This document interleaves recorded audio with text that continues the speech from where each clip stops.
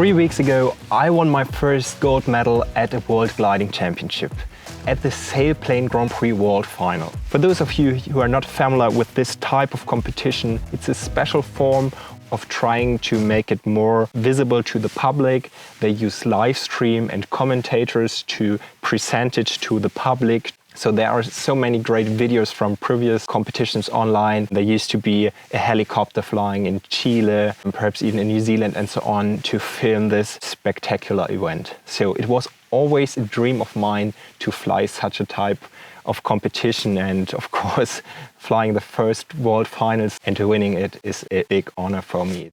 What is this type of competition? The biggest difference is that we all are trying to cross the start line at the same time. So when the start line opens, then we are allowed to cross it. And at this point, when the start line opens, the time starts. And the first one who makes it around the waypoints and finish the task back at the airfield, this one is the winner of the day. There are 7 competition days.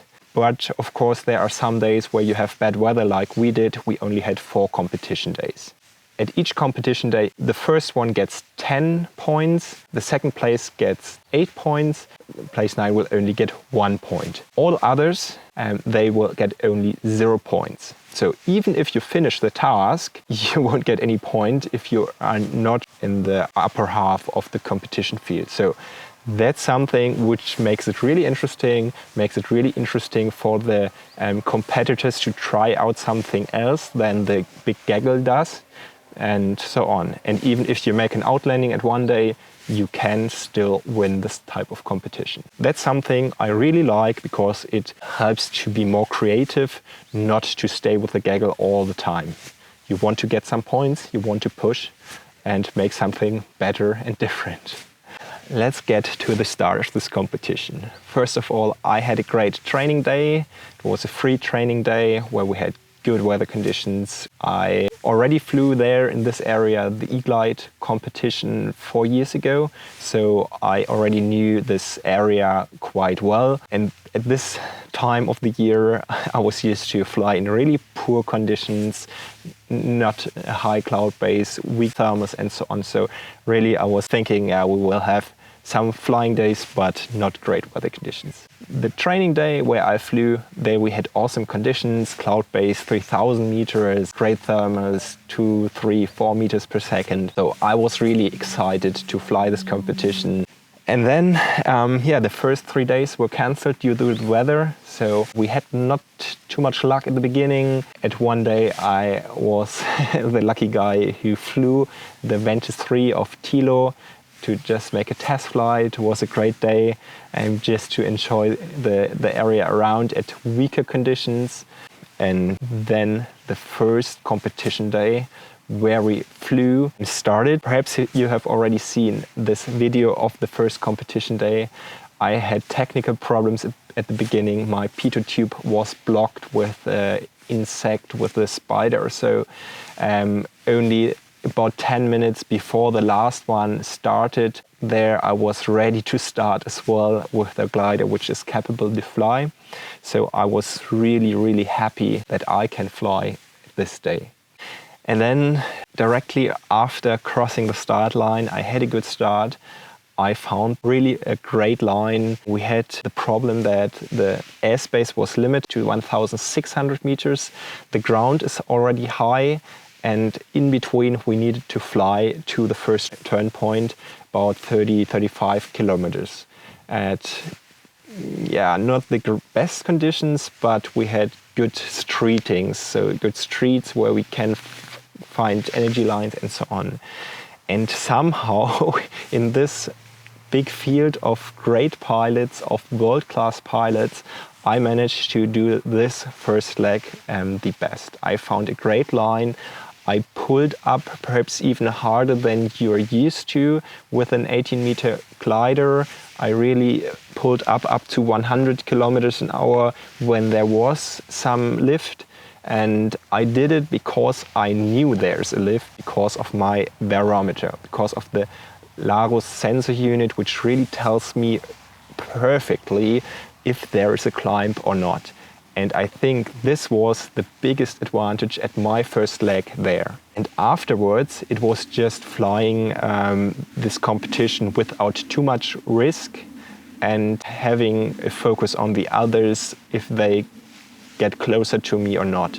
At the end, at this type of competition, you only want to be first or second. It doesn't matter if you are 1 second before another or if it's 10 minutes. You only want to be at this specific position.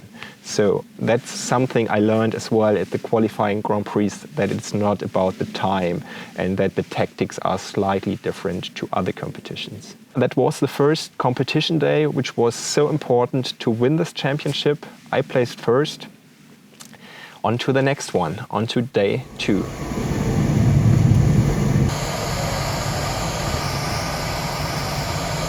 The main problem will be this airspace here. It's 1,600 meters.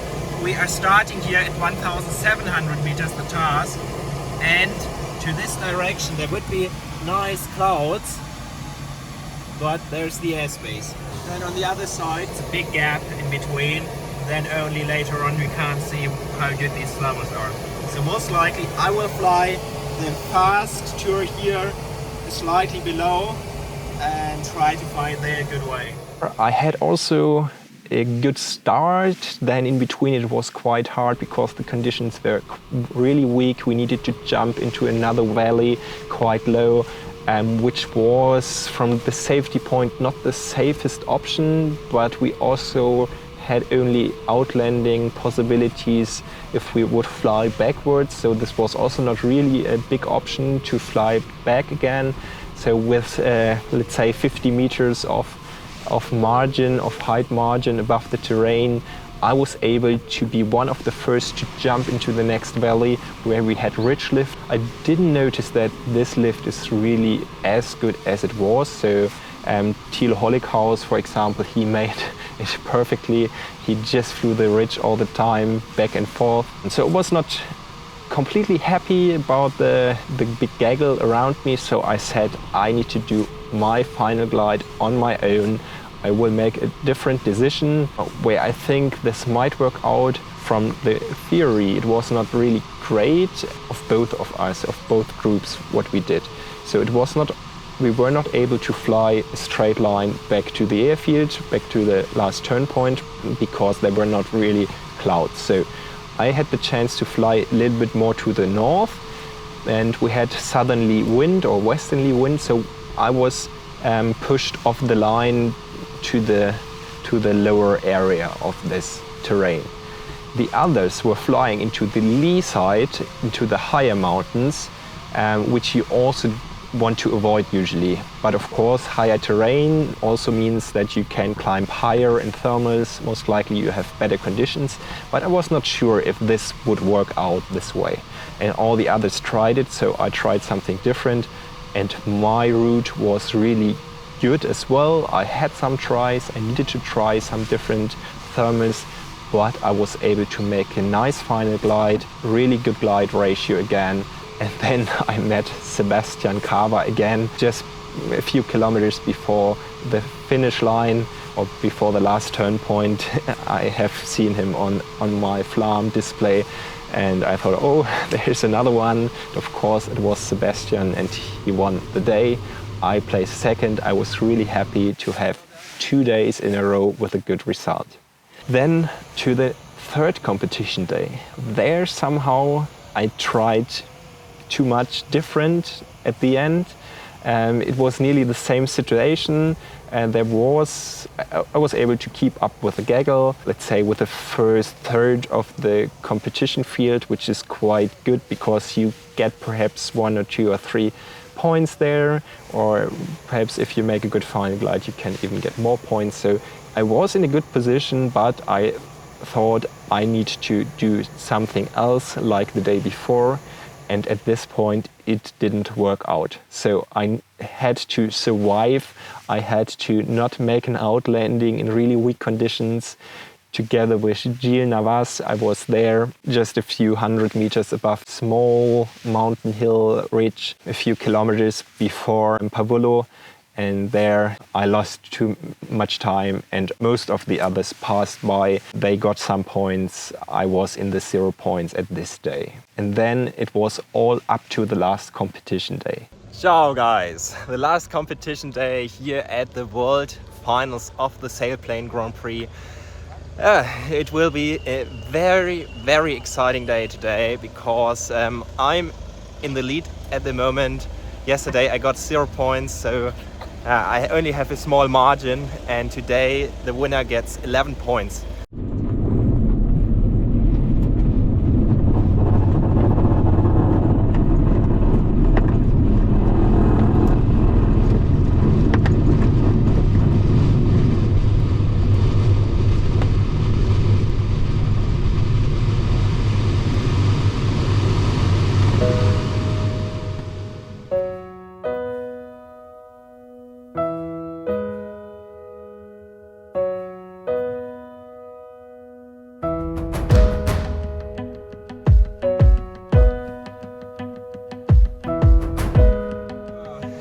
What a fun flight up to now. We climbed up here to 2,500 meters at this edge of the cloud.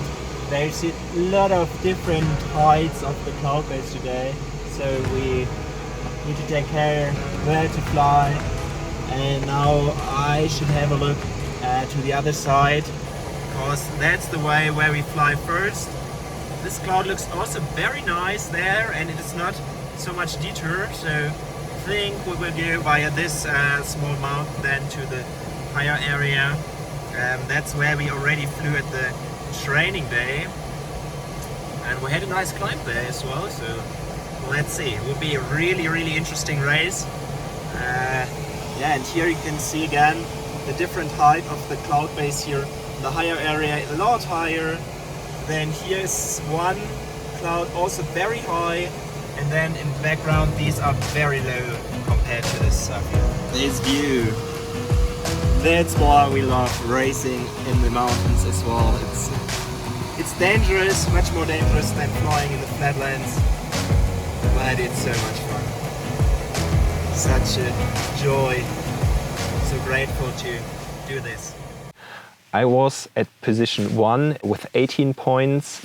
Thilo Hollighaus was at position 2 overall with 17 points, and then I think it was Sebastian Cava and Maximilian Seis with 14 points. And as you know, you can win 11 points at the last competition day, so there was a lot possible. I knew that I need to be within a lot of points to win the World Championship title, but of course I also knew the others need to push harder than me. And usually it's a good idea not to push too hard at the last day, because the others make the mistakes. The others are really nervous as well. You just need to make a good flight, not the, let's say, most aggressive, perfect flight. But somehow I made one really big mistake. I flew quite low onto the southwestern side of Monte Cimone, of this big mountain there next to Pavullo, in I think 1400 meters. It was some kind of a gamble. There we had the sun, there we had some wind, and I was really hoping to get up there again to get a good thermal and then make the last half or third of the flight. Unfortunately, this didn't work out. I was flying on the ridge. I tried to thermal with weak thermals, and at the end this huge mountain was just in the way, so I needed to fly backwards again to fly around this mountain and on the other side in the weaker area and continue the task. So this was a big, let's say, mistake. It was a mistake, yes. It could have worked out, but when I think about it afterwards, it was some kind of a stupid mistake, I would say. At least it was too much of a gamble to do it. I was at a good position already, so I was not the one who needed to make these kind of really big decisions. And then I said, yes, I lost here, but I knew from other competitions that also the others can get into trouble. And then I already saw that there were not really clouds anymore to the turn point. So it was hard to fly the direct way. And I said, let's follow this nice line of clouds, which looked promising. It was more to the northeastern side again, but below this airspace with 1,600 meters. But I thought the others, they won't do the same. It is a big risk to fly there so low. It really must work out. But I was aware of that I just can win, let's say 1 point, 2 points, or I can lose, I get 0 points. So at this point, it was just a big try to push hard, to be better than the others, to get some points. And that's what I was really good at.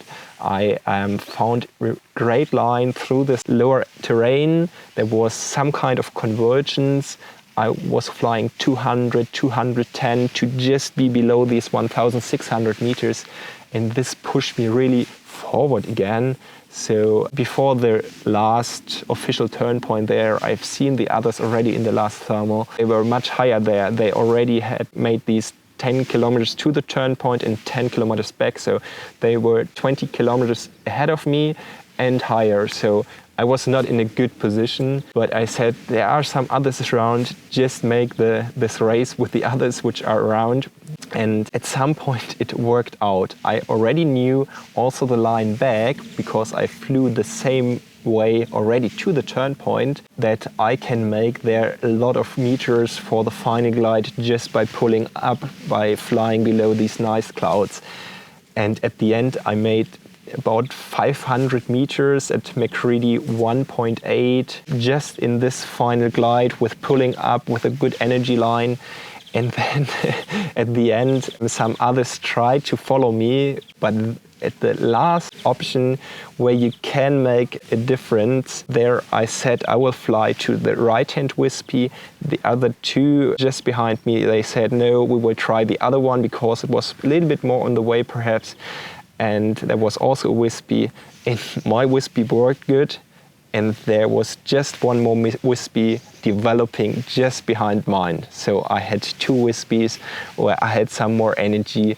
And at the end, this helped me to just sneak into the finish with some kind of small margin. I could fly with 150 kilometers an hour.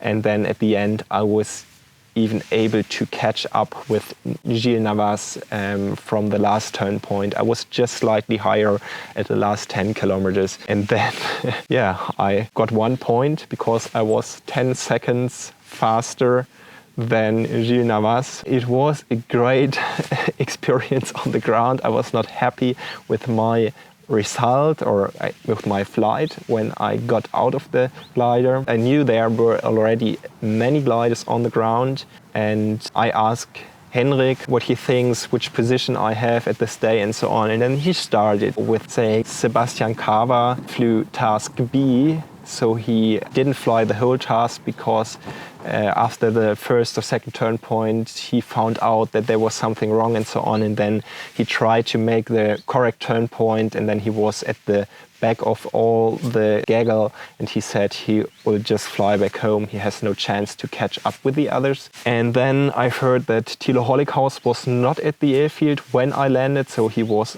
behind me, and with him there was Maximilian Zeiss as well. They were flying in the really low area, somehow were really low, and they lost a lot of time there. So even more time than I lost at my my thing at Montecimone. So a lot of others who were in a good position to win the championship, they made so big mistakes. So I think I had luck at the last competition day, and the others had less luck than me. It was crazy. After this flight, I thought, if I'm really, really lucky, I will be 3rd overall. I will have a bronze medal, and that's it.